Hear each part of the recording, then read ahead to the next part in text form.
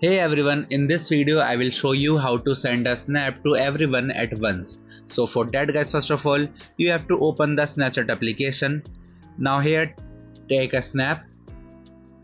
Now select on send to button which is on the bottom right corner.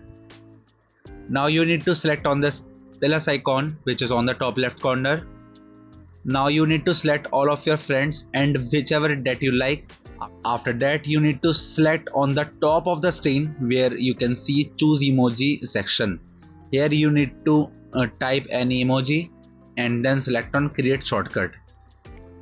And now after making that shortcut you just need to select on the emoji that you can see on your top left corner of the screen, and now you need to select on the select all button.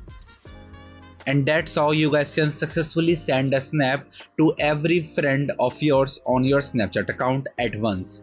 And that's it for the video now. If you found this tutorial helpful, please give it a thumbs up and subscribe for more tips. Thanks for watching and see you next time.